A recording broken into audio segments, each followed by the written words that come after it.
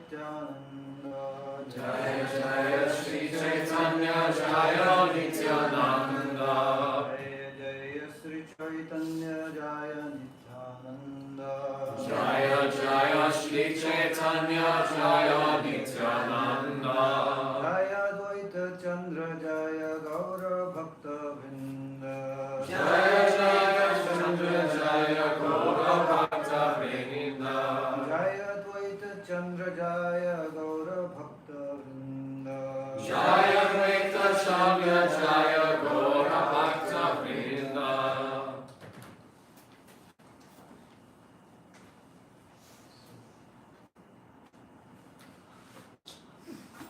You're very sneaky, Prabhu.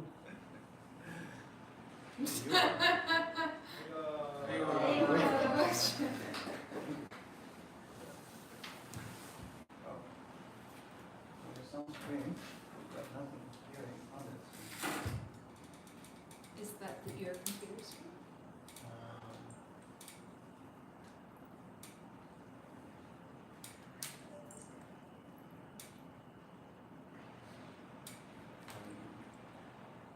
Let's check if one of the icons.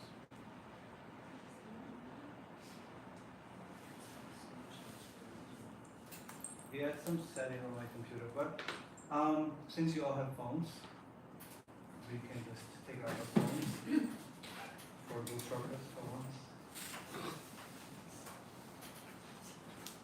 So this is Chaitanya Charitamrita, Anjalila, chapter 20, text 27.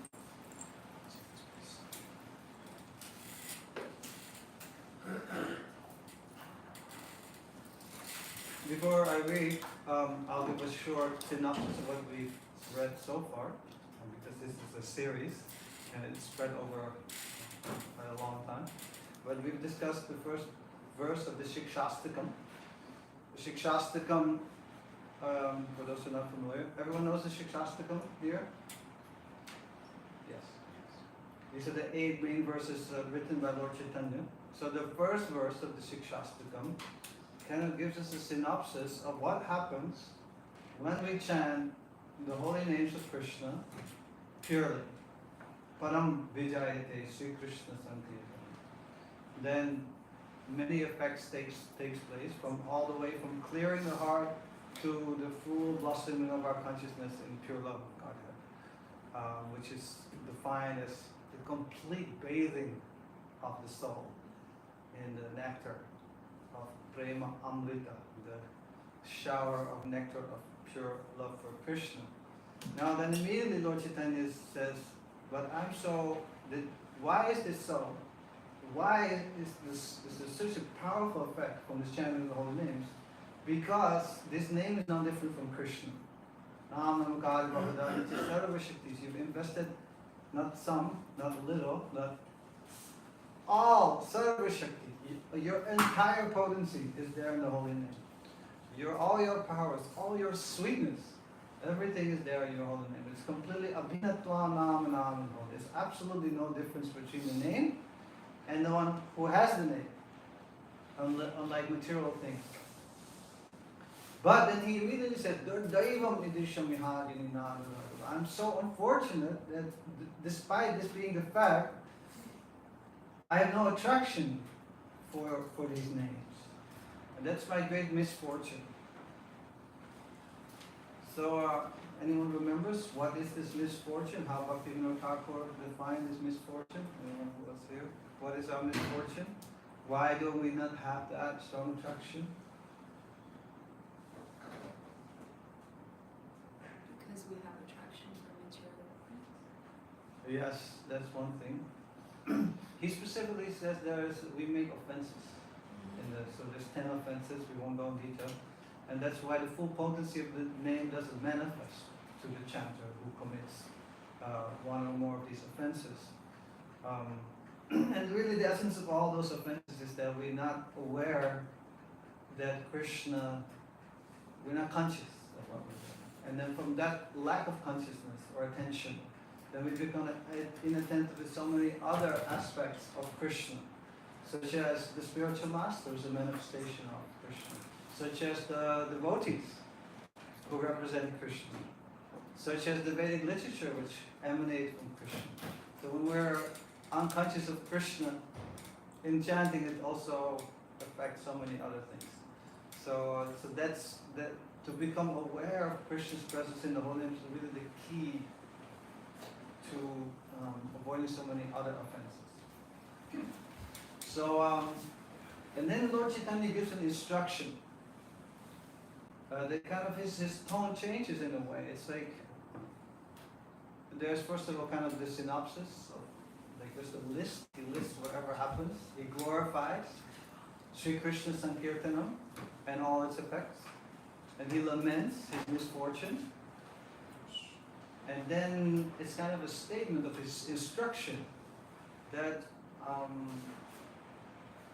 that if one has 4 qualities, then one will definitely develop attraction and taste. So much so that one can chant the holy name constantly. And we all know this verse. Most of you will know Trinad Api Sunichena Karor Api Sadishtuna Amanina Punadina Kirtani. Now, this verse is an instruction, and at the same time it's also a description of a state of consciousness of someone who chants the holy names without offense. When we chant without making offenses, when we're very attentive to the holy names and we avoid these other offenses, then these qualities will develop in the soul. They are manifest from the soul. They're not actually artificial. And one also cannot really practice them artificially. There's a great Vaishnava, his name was Fakir Mohan. He was a very humble Vaishnava. Did you ever meet him, Jai Thakur? Fakir Mohan? Oh, yeah, from Orissa. Orissa. Yeah, he was a great professor, a great learned scholar of Sanskrit and so on, but he's super humble. There was one sannyasi who introduced him to his family members. And he was like, here's Fakir Mohan. And Fakir Mohan was gone because he was laying flat on the floor in Benjamin. And then he started to like glorify the Vaishnavas and how even the family members of the Vaishnavas are so great. So this is like super pure devotee, super learned, highly respectable, but so humble. So he said, I was there once when he spoke about this verse. He said, you can't fake this. It's not like holding your breath. Like how long can you hold your breath? Like, okay, humility, tolerance, offering respects. It's, you cannot, it has to kind of flow naturally. And at the same time, we also have to practice it in order to imbibe it. But Bhaktivinoda Thakur said this is the symptoms of someone who is kind of crosses beyond anarthas. So, as we said, one of the main anarthas is anarthas coming from offenses. But anarthas are unwanted things in the heart, lust, anger, greed, pride is a big one, false ego, ignorance. These have become like clouds which cover the sunshine of the holy name in front of us when we chant. So when these clouds of illusion and really false ego start to disappear, then naturally one feels humble in a natural way. Then one feels like, oh, actually I'm very insignificant in a good way. That's my natural position. So this is tiny, I'm finite, I'm a minute jiva. And so then what do I have to be proud of? One feels naturally becomes humble. The more one understands who I am, the naturally humility comes in. And also when one sees how I'm suffering because of my ignorance, and naturally also there's a sense of compassion. Bhaktivinoda Thakur develops, he describes tolerance not just as tolerance, like you tolerate, for example, somebody steps on your toe and you want to kind of just like shout at the person or whatever, but you just kind of tolerate the urge of anger and urge of speech. So that's one level of tolerance. But this is a different tolerance. It's compassion. It's the tolerance of the tree who tolerates, who always gives, which always gives fruits, shade, oxygen, so many things the trees give us. And even if you cut the tree doesn't protest. So the idea behind this is that a real advanced Vaishnava will give and give and give, and even if they're in the process of giving, their well-meant service is not received. Even people become inimical, they tolerate that and they pray always for the benefit of others. So this quality of tolerance, the way Bhaktivinoda Thakur describes it, is very much intertwined with, he defines it actually as daya, as a compassion, with matsara shunya, without malice, without feeling any ill to anyone. So when you don't feel ill to anyone, then you can tolerate a lot actually. And I've seen that also in many great Vaishnavas around. We read about it in the scriptures, Prahlad Maharaj, Haridas Thakur, Jesus Christ. So many examples, people were abused in trying to be a devotee and giving bhakti to others, but then suffered the result. And naturally, when we see when that kind of like, why do we want so much respect? We always want to be respected in some way. It's really because of the influence of the false ego. It's like we lost our original identity, we developed this false identity, and now we want respect towards that identity. So it said even the pauper is proud of his penny. Everyone has something in this world, and then they expect like, okay, I need to be respected for this. Wealth, learning, beauty, whatever accolades, renunciation, seniority, so many things which ego demands respect, wants respect. It needs to be validated because it's a false identity, but it needs to be validated for it to feel secure. That's the nature of the false ego. So, but when that cloud goes away of ego, then naturally one doesn't need that respect anymore. One feels satisfied in a relationship with Krishna.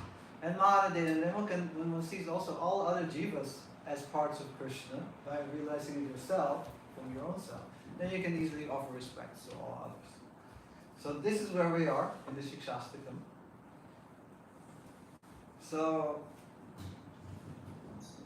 now, in the next two verses which we're going to discuss, Lord Chaitanya is going to express desire.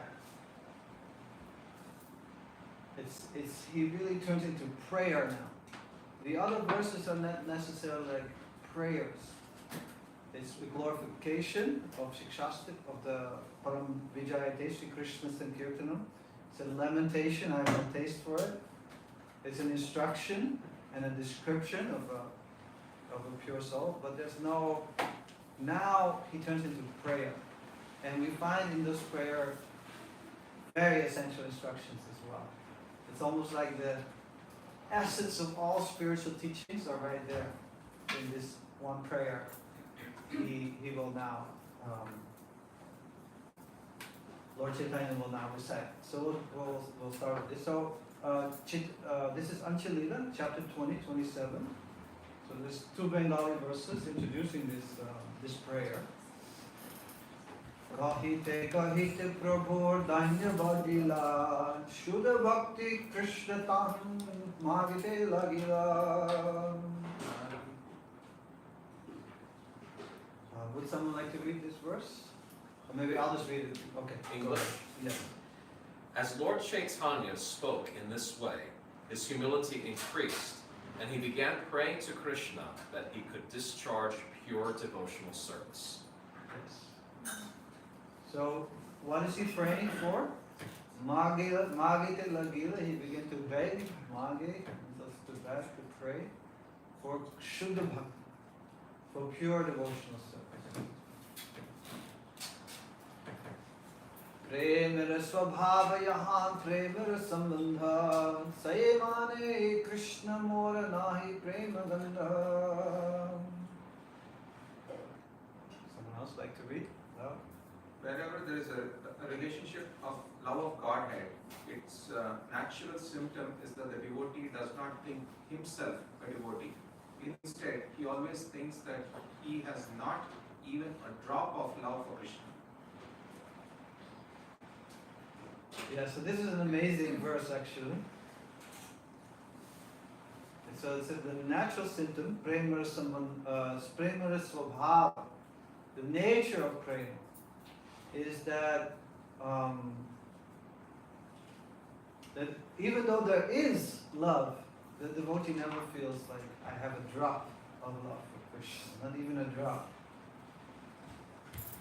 We find neophyte devotees, the Kanishta Adhikari, it's just them and the deity, and they think, oh, I'm advanced, actually, I'm very close to the deity, I have so much love for the deity. And often there is not so much ability to respect and be kind to others. But the real pure devotee, the real advanced devotee never feels like I have any. I'm not at all. I don't have devotion at all. So this is a very inconceivable. It's a contradiction. Someone has love, doesn't feel they have love, and someone who doesn't have real love, it's a reflection of love. Feel, oh, I have love. So whenever somebody says, oh, I love Krishna so much, then you immediately know. Immediately know. Like this is like the one grain in the pot of rice. Immediately know. This is not bhakti. There's no. This bhakti is fake.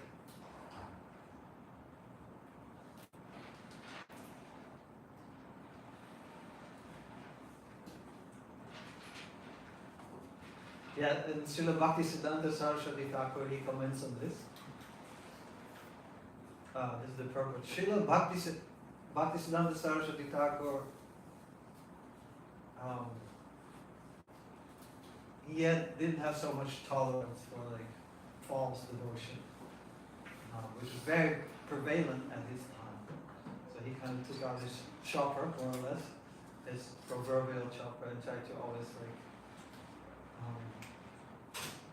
separate what's right, what's real from what's unreal. That is his duty as an acharya.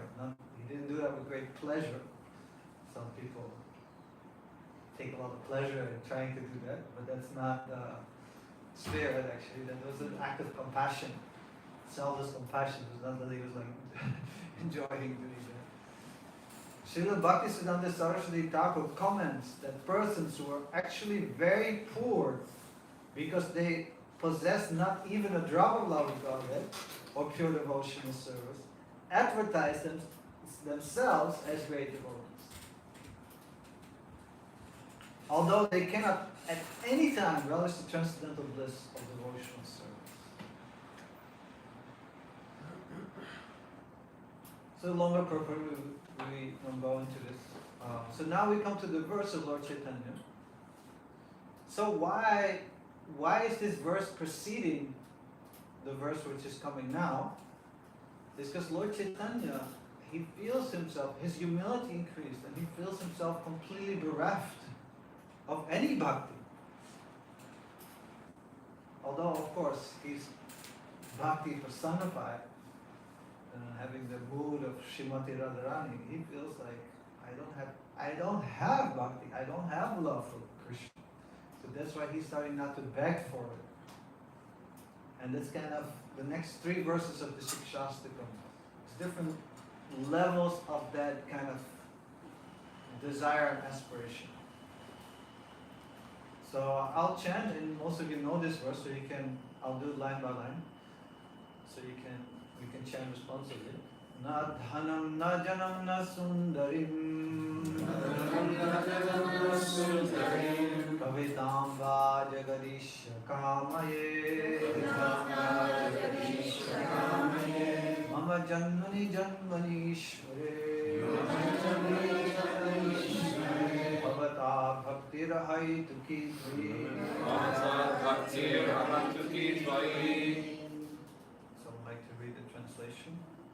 O Lord of the universe, I do not desire material wealth, materialistic followers, a beautiful wife, or fruit of activities described in flowery language. All I want, life after life, is unmotivated devotional service to you. So yeah, in this verse we find the very essence of all spiritual teachings. It's very interesting that we find in so many spiritual paths that desire, karma, is to be given up. We find in the Four Noble Truths of Buddhism, Buddha taught that the material existence is full of suffering. And the cause of that suffering is desire. It propels the wheel of samsara, of constant birth and death. So, and desires are endless. Desires are truly endless. It's very, if you think about giving up material, giving up all desires, how hard is that? It's like, if you think about it, it's like practically inconceivable. So, but that's the goal, is to give up those desires, or at least it's like the means to the goal in Buddhism. We find also like the same idea is there in the Vedic literature as well. This is a verse I just finished. Champaka was saying, this is from the Kathopanishad. Yada sarve pramuchyante kama yesha hridi shritaha athamarcho amrito bhavati atra brahma samushnute. So it says yada, when sarva kama pramuchyante, when all material desires are given up. These material desires, they're like deeply, it says, Ridhi Shritaha, they're deeply sheltered within the heart. They're like deeply, we have cultivated those desires, so many desires for so many years, so many lifetimes. But they're so deeply, deeply ingrained within our hearts. The desires themselves, the impressions from many, many lifetimes of trying to act upon those desires in different ways. So they say, Ridhi Shrikaha, they're like deeply embedded. One translator said, lurking within the hearts, like in the depths of our hearts, of our minds, so many desires are there. How do you give that up? So, but it says, only when you have given those up, then Marcha Amrita Bhavati, then a mortal being becomes immortal. Only then can you become liberated. So this is a dilemma because desire is so key to us. Like we go about our life desiring. Without desire, like practically what's left of us. So and therefore such a key teaching of bhakti is knowing what to desire. What to desire. How to desire. There's a beautiful story. I heard this from His Holiness Sravana Swami, and it came from Shruti Kirti Prabhu. He gave a whole class of this fantastic class in 2006. So there was once Srila Prabhupada was taking a morning walk, and he was walking to his car to go back to the temple, and just as he bowed to like close the door, one devotee rushed at him and kind of caught Prabhupada just before he's closing the door. Well, obviously there was not a lot of time there. So he asked something, I'm just paraphrasing, like, how can I advance in Krishna consciousness? Paraphrasing, what's the key to advancing Krishna consciousness? And Prabhupada said one word. What do you think he said? Desire, yes. That's what he said, desire. In a way, bhakti is desire. So that desire is expressed here by Lord Chaitanya. So there's both the giving up of material desires and the expression of the pure desire. So he said what he doesn't want, not wealth, not janam. What do you think janam means? Followers, what does that mean?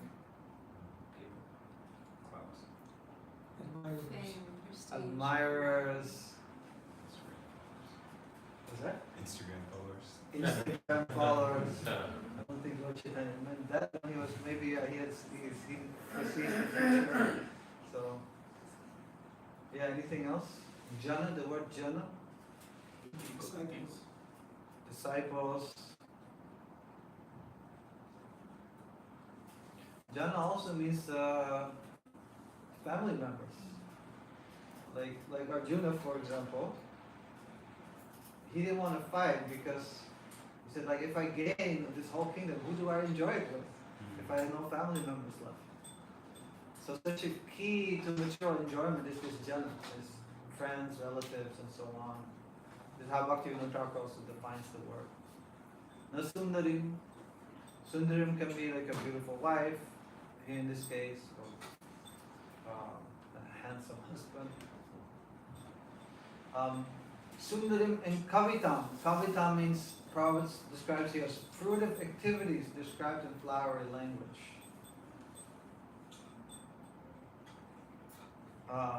Sundarim, kavitam, you can also read them together as like beautiful poetry, or beautiful knowledge, beautiful learning, all the kind of, it doesn't refer to the kavita, the beautiful. Kavita also means like, yeah, poetry, beautiful descriptions and so on. The Bhagavatam is also poetry, Chaitanya Charitamrita is also, not this poetry, but anything else. Be it Shakespeare, be it whatever great author it is, whatever great knowledge there is, even so much of the Vedas. There's the Veda Vada Ratas in the Bhagavad Gita, those are attached to the flowery words of the Vedas. There's a really nice documentary on YouTube. It's done by Fritz Stahl, who's in the Science of Self-Realization, Sanskrit scholar. So he went to a village in South India, and he recorded a Vedic sacrifice. So he asked them, why do you do this? So some of them speak a little bit English. So then they quote from the Rig Veda. By performing this sacrifice, we will become immortal in heaven. So this is the flower language. Like the scriptures in the Shastra, if you do this, then you get this, you get that, you get this. So he doesn't want any of that, any material benediction.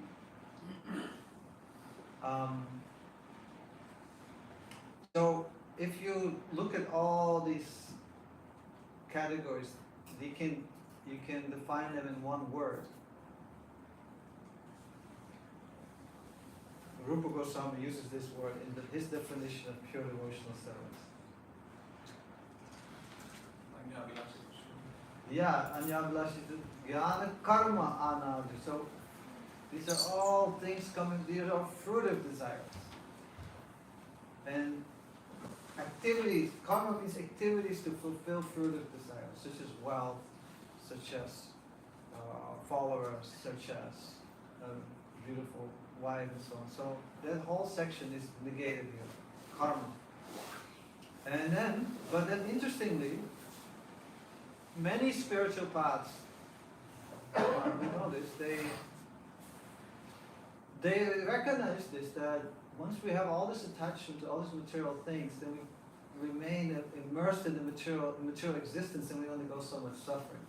So then there's mukti, moksha, liberation. Even most of the Vaishnava schools, they're still after liberation. Although it may be personal or impersonal, that liberation, but still there's a sense that mukti and moksha is the highest goal. Lord Chaitanya, this is so unique about Lord Chaitanya. He said, Mama Janmani Janmanishvare, birth after birth. I desire Bhagavata Bhaktir Ahaitukitri. I desire pure devotional service. So Ahaituki means hate, it comes from the word hetu, means cause or motive. Some motive to do your bhakti. I want bhakti which has no motive. And we understand, other than to please you. That's Ahaituki bhakti. That's called Shuddha bhakti, That's called Ananya Bhakti, that's called Akinchana Bhakti, Kevala Bhakti. There's so many ways how that's, especially the Gita used the word Ananya Bhakti. Bhakti, Anya, without something else mixed in it. So it's the pure desire to please Krishna without, to please Him, without desires for other things, and without mixing your bhakti with other processes to get those things. Like a little bit of karma, a little bit of jnana, and a little bit of meditation, like a lot of, many people like bhakti, but they see it as like, oh, a little bit of this, a little bit of that. Yeah, bhakti is very good, but then there's also this and that. Because there's many desires, so then you do different processes to get those desires. But a very big spiritual desire is just to have peace. Because I'm suffering so much, I just want relief from suffering. That's essentially what mukti is about. Mukti means liberation. You become free from suffering. So what Lord Chaitanya is praying for is, I don't want to be free from suffering. That's not my goal.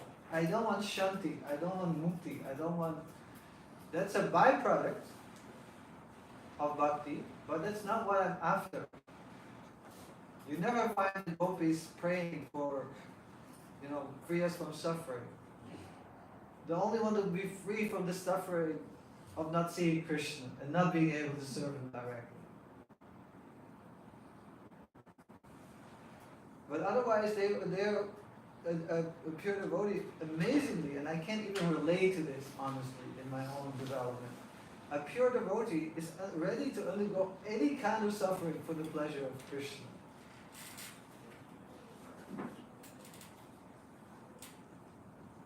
And they're very concerned with Krishna, not so much concerned.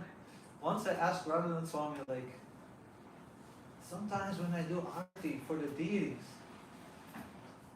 I just don't feel anything. I just do the motions and I don't feel anything. And he gave a very interesting answer. You can expect some esoteric answer like what he would say, well, you have to just meditate on, whatever. Some esoteric meditation of entry to Vrindavan. That's all could be valid. But he said, well, we should not be so concerned with our own feelings. But we should be concerned with what Krishna is feeling. And then the feeling will come. So that's the gopis. The gopis, this beautiful prayer of the gopis where they are... It's an astonishing prayer actually. And it's often quoted because their bhakti is something called kama bhakti. It's kama, kamadvika. It consists of desire. And it looks like the desire of this world, that they want to enjoy with Krishna in a conjugal relationship. But actually, they just desire to serve Him. They just desire to please Him. They just desire to give Him comfort and happiness. In their greatest distress, they have only one distress when Krishna goes to the field. Well, two. One is that when Krishna goes out cowherding, the other distress is they can't see Him. And that's not even like a selfish thing. It's just natural. They're just so attached, so in love with Krishna that they just want to see Him all the time. Even when they see Krishna, they're still not fully satisfied. Because why? Eyes are blinking. That's that one distress. But in other distresses they're facing, your feet are so soft that even when they touch our bodies, we feel like, oh, we're giving you some discomfort because they're so soft. This is one of the qualities of Krishna's body, mridutva. It's very soft. Even if Krishna touches a leaf, it leaves a little impression on his body. Because his body is very soft, very mridu. But when you go coward, there's all kinds of rocks and stones and twigs and thorns everywhere. And we cannot bear the thought of your soft lotus being pricked or pinched by them. That's their constant meditation actually. They're crying because of not seeing Krishna, because of feeling of oh, Krishna must. So they're so much more immersed in Krishna's happiness. That's the whole thing. They're immersed in Krishna and they don't care about their own suffering. So that is pure bhakti. I'm speaking about this because it's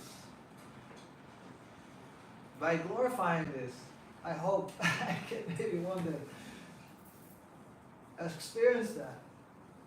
Because for me, I can totally, it's very hard to relate to this idea of like not at all caring for your own suffering.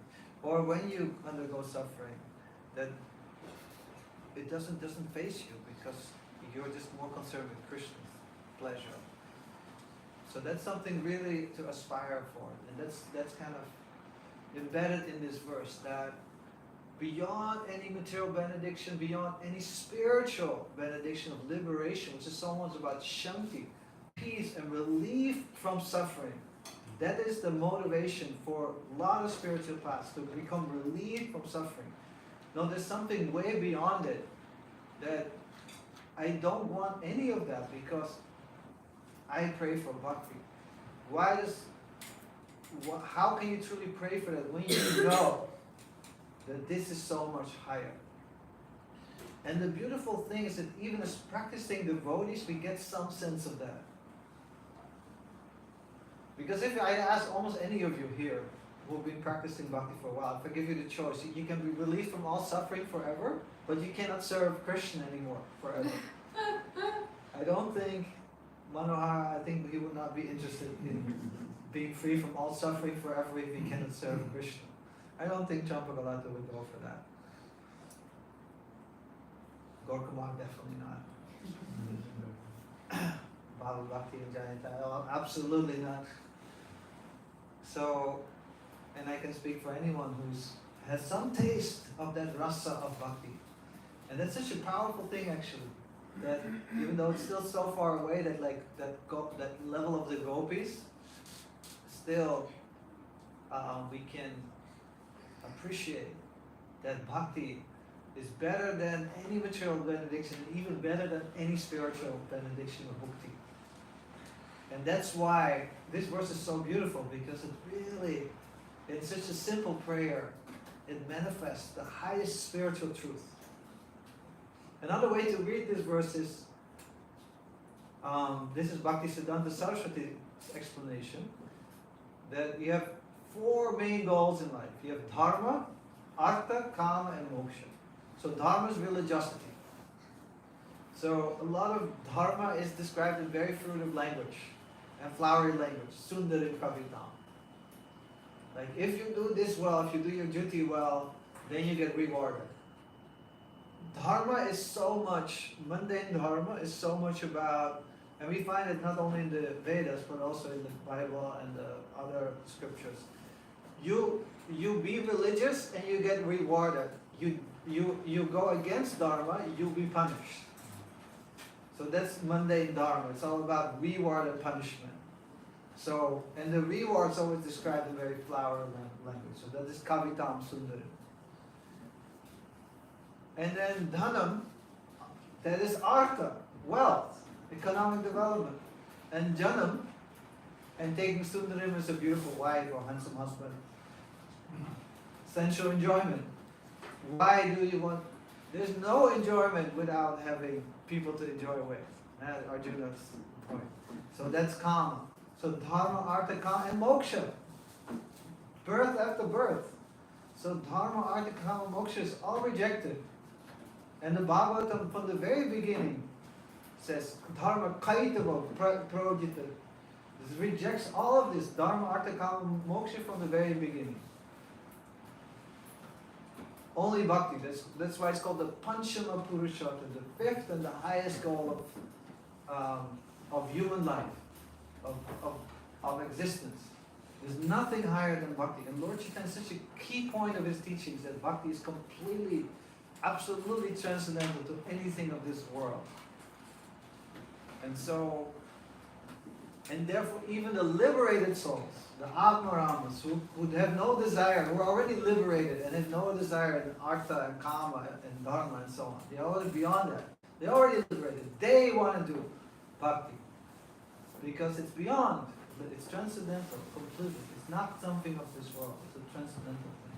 So that very deep spiritual teaching, the Vedas is like, there's libraries full of treatises and commentaries and scriptures all about dharma and artha and kama and moksha. But the very pristine jewel of bhakti is very much hidden in the Vedas. We just find it in the Gita and in the Srimad Bhagavatam that becomes elucidated fully. So, and that's right here in this prayer. He defines what pure bhakti really is. It's all about giving pleasure to Krishna, ahaitika, without any motivation, without any mixture. So that brings us to the final verse of the day. So the next verse in the Bengali verse is a restatement of this verse which we just discussed at length. And I'll just briefly discuss the next verse and we'll leave some time for questions. Ati dainya punamage dasya bhakti dan apanar kare sangsari jiva viman. Can somebody read 20:31? In great humility, considering himself a conditioned soul of the material world, Sri Chaitanya Mahaprabhu again expressed his desire to be endowed with the service of the Lord. Yeah, so ati danya, in deep humility, great humility. Ati means excessive humility. So Lord Chaitanya is praying for pure devotional service.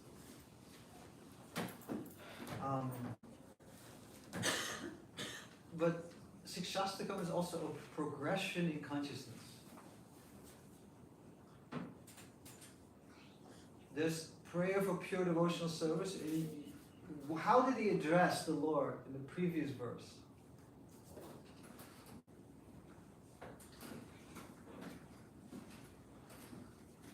He addressed the Lord in two ways. Na dhanam, na janam, na sundaram, kavitam va jagadisha kami. Mama janmani janmani Ishvare.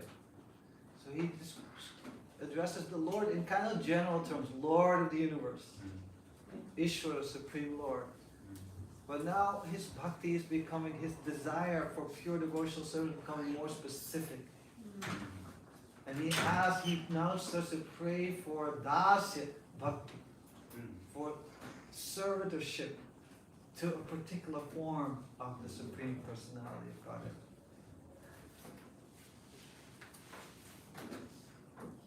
So I'll chant this and we can chant it together this time. Ayi nandatanoja kinkaram patitamam vishme bhavam bodho kripaya tava padamangraja sthitaruri sarisham vishintaya. Can somebody please read the translation? O my Lord, O Krishna, son of Maharaj Nanda, I am your eternal servant, but because of my own cruel acts, I have fallen into this horrible ocean of nations. Now please be causelessly merciful to me. Consider me a particle of dust at your lotus feet. Yeah, Ayi Nandatanuja. So there's Rama, there's Nrsimha, there's Narayana, there's even Krishna and Dwarka, Vasudeva, Krishna. But Lord Chaitanya now expresses his desire to serve one very particular form of the Supreme Lord. Swayam Bhagavan, Nanda Tanuja, the son of Nanda. There's only one son of Nanda, and that's Krishna in Vrindavan. That's why he's always addressed like Nanda Tanuja. Nanda Nanda Krishna. And Ai is like, we have this word hey, Sanskrit hey, oh, but Ai has a very specific meaning of address. This is from a very good dictionary. It means like a gentle address in the sense of a friend. Like when you gently address a good friend, somebody dear to you. Something like, oh my friend. It's also a particle or entreaty or solicitation of anunaya. That when you're really, really begging something, then you just don't say hey, you say ai. When you really like want someone's attention, you're entreating someone, then it's also this ai is used. And it's also a particle of gentle or kind inquiry. So yeah, we can really see it's a prayer of intimacy, of addressing a friend. And it's also entreaty, a longing, a begging to be reunited. So then Lord Chaitanya says,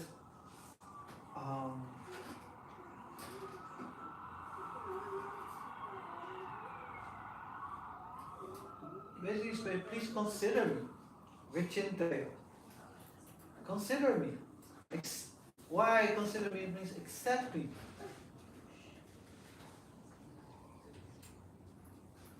Who's me? Kinkaram. I'm your servant. Kim comes from the word Kim Kara. What can I do? That's a servant. What can I do for you? How can I please you? So this is the foundation. There's different expressions of love for Krishna,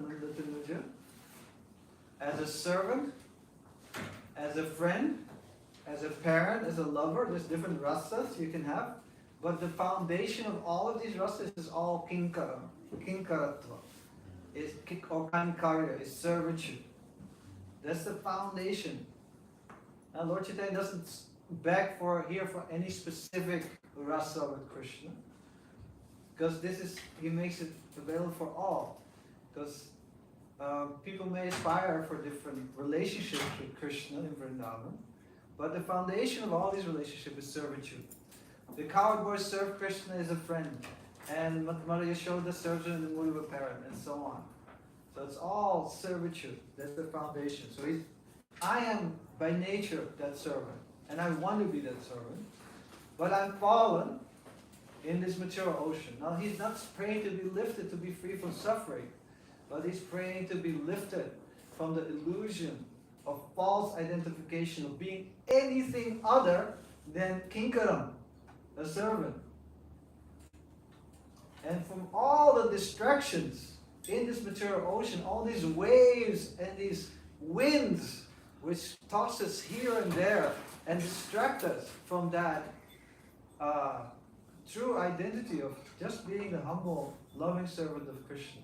So please, Kripaya, by your mercy, because I cannot attain you by your own strength. That's not what I'm capable of. Only when you lift me up, when you bestow your mercy, then I can be reunited with you in my eternal constitutional position as your eternal servant. And that's expressed as, very beautifully expressed as Tavapada Pankajas Tita Duli Sadrisham. Consider me like a particle, as your servant, like a particle of dust on your lotus feet. So a lotus has beautiful stems, and in the lotus there's all these different pollen, right? All different particles. So the Krishna's feet are like lotuses. So let me just be a tiny particle of dust on your lotus feet. So this is an expression of being away from Krishna, being turned away from, to be reunited, to be situated in my eternal nature as your servant at your lotus feet. And that is the ultimate, again, desire, aspiration of the devotee.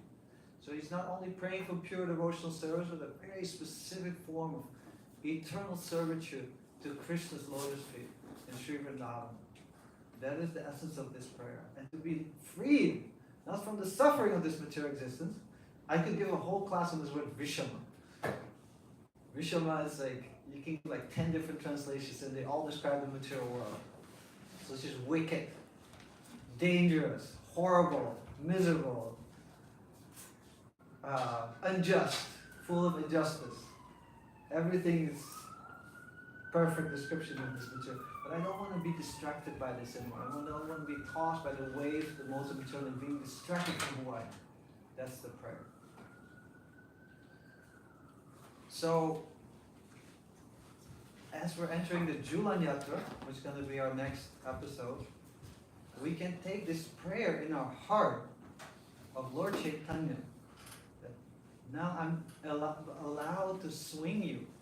Again, after millions of lifetimes of wandering in this material world, I can again give you pleasure in such a simple way as serving you, by swinging you. And we can express our pure desire to Krishna in this act of swinging to be reunited with Him in an eternal relationship. Not with any Krishna, with Krishna. Swayam Bhagavan, Krishna, Nanda Nandana, Nanda Tanuja in Vrindavan. So please let me again serve you in my eternal nature. That is the essence of this Julan festival, where we can have a practical way to express that desire in such a beautiful and simple act of service as it takes place in Vrindavan, the eternal Vrindavan. We can again serve Krishna in the same way.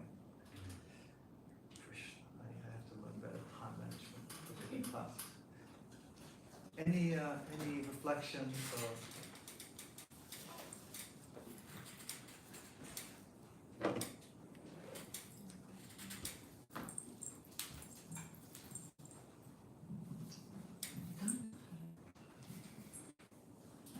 Thank you for the wonderful class, Sravana. I have a question on the first verse we recited about the Nadananda Jana. Understand that we do not desire for this material, wealth and followers and stuff. What about health? Like, if I know that health is also wealth. And if the health is gone or deteriorated, we cannot do devotional service in this material body. Can we desire for that? Would that be okay? Or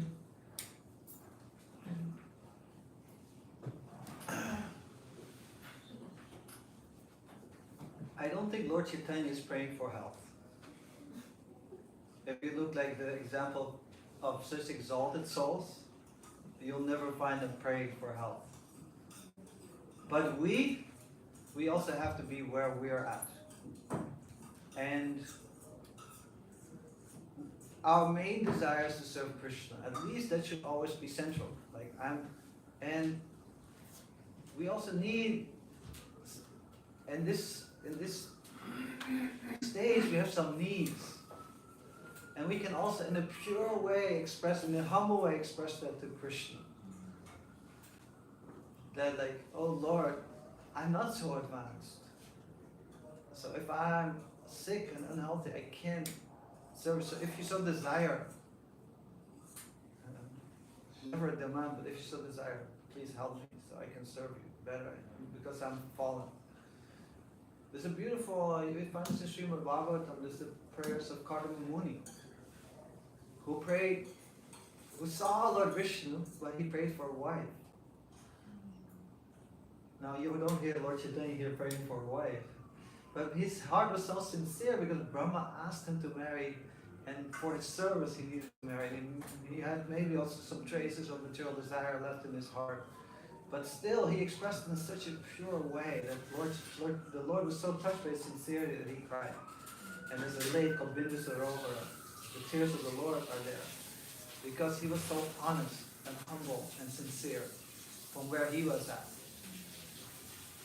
So, if we have some need, if we have some desire, we can, instead of just denying that or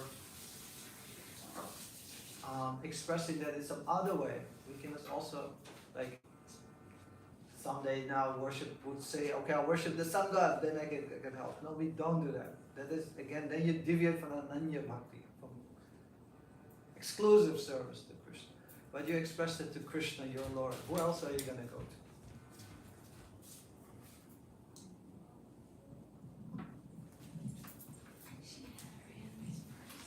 You don't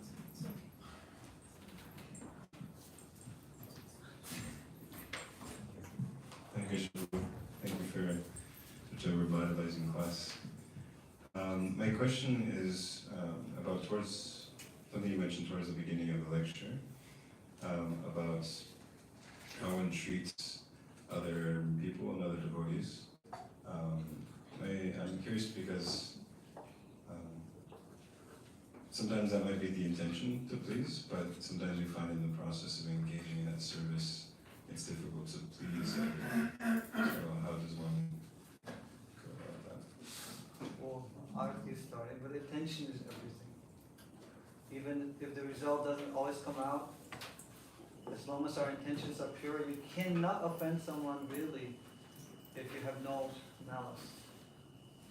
There may be some, a true offense is because there's malice. You're not wishing someone well. So when our intentions are good and pure, then even though the result may not always work out well, we're still rightly situated. So we should be much more concerned with our intentions than with the external results. But always be introspective. Well, maybe my intention was right, but maybe I said something in the wrong way. Always be introspective to see.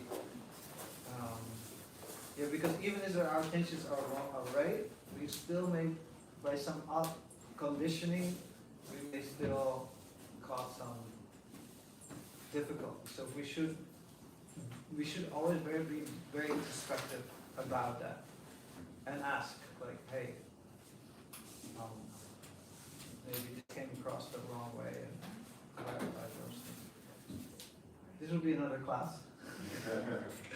But we'll have arti now. So thank you all so much. Srimad Bhagavatam Gantaraj ki jai, Prabhupada ki jai, Chaitanya Mahaprabhu ki jai. Grace Vasudeva Prabhu ki.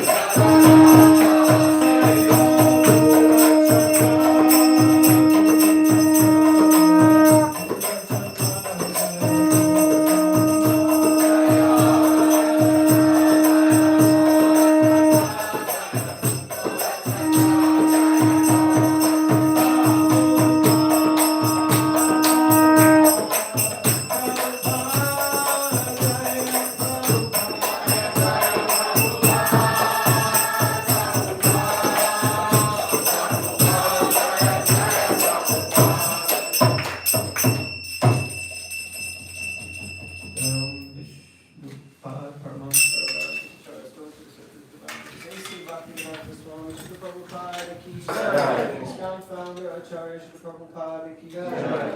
EBP founder Srila Prabhupada ki jai. Acharya Srila Haridas Thakur ki jai. Namsika Hom Shri Krishna Chaitanya Prabhu Nityananda Shri Advaita Gadadhar Srila Bhaktivinoda ki jai. Shri Radha Krishna Gopinath Shyamaka Radha Jai Govardhana ki jai. Nandam ki jai. Maya Purnama Deep Down ki jai. Rangamai ki jai. Gunamai ki jai. Tulsi Devi ki jai. Bhakti Devi ki jai. Shishivada Muralidhar disappearing ki jai. Lord Chandra Bhagavan ki jai. Harinam Sankirtan ki jai. Tago Pramanandi. All glories to the assembled devotees. All glories to the assembled devotees. All glories to the assembled devotees. All glories to the lotus feet of Sri Guru and Sri Madam Bhagavata Srila Prabhupada.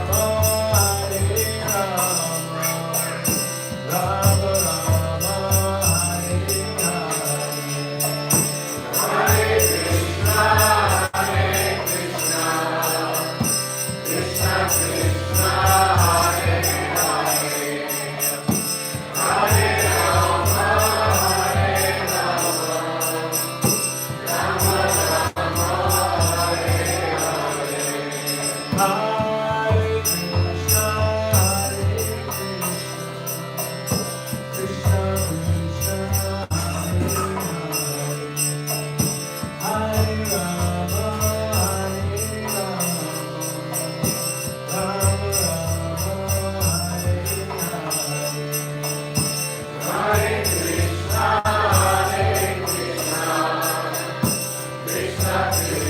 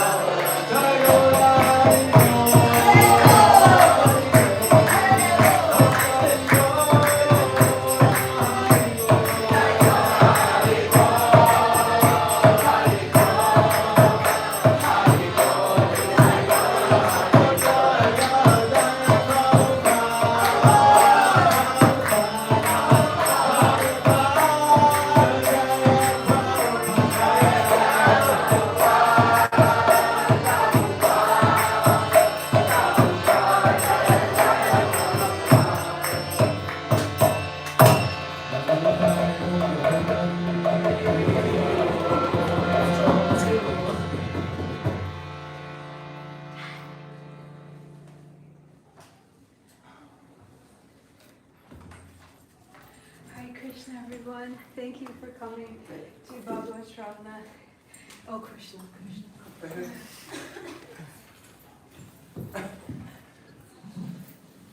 Please forgive me.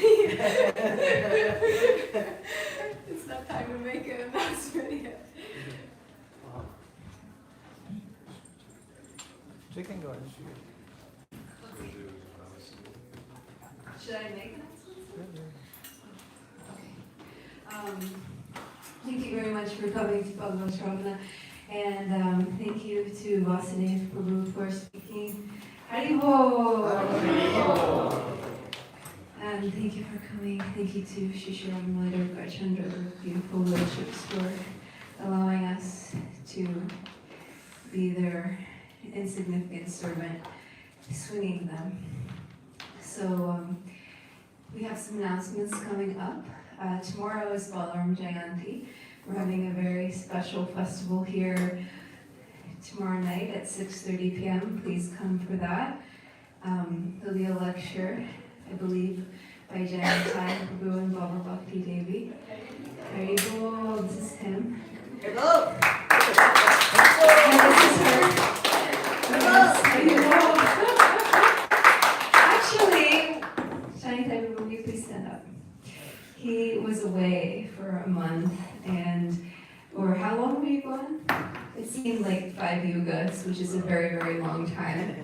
And everyone here at Bhakti Center was bereft of his association, missing his devoted, beautiful, joyful, sincere, humble self. So if we can all just say 3 Haribols with our full heart and love, welcoming him back to Bhakti Center out of gratitude for the service that he does here. Hari Bol! Hari Bol! Hari Bol! Hare Krishna, Hare Krishna, Krishna Krishna, Hare Hare, Hare Rama, Hare Rama, Rama Rama, Hare Hare, Hare Krishna, Hare Krishna, Krishna Krishna, Hare Hare, Hare Rama, Hare Rama, Rama Rama, Hare Hare, Hare Krishna, Hare Krishna, Krishna Krishna, Hare Hare,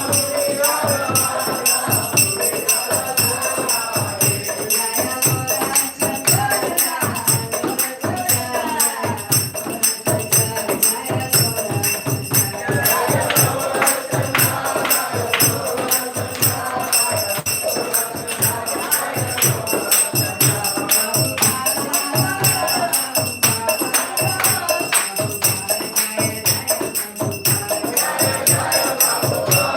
Hare Rama, Srila Prabhupada ki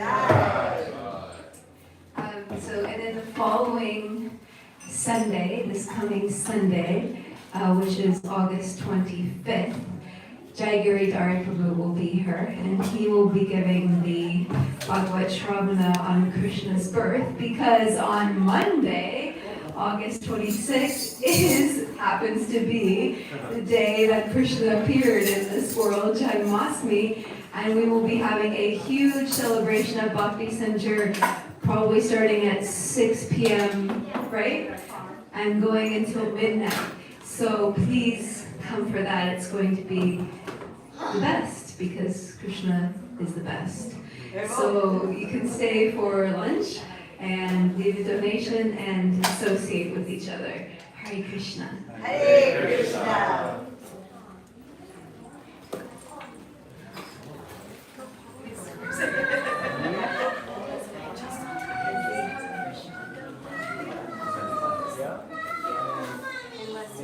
Yeah, it probably it'll be like everyone, I guess.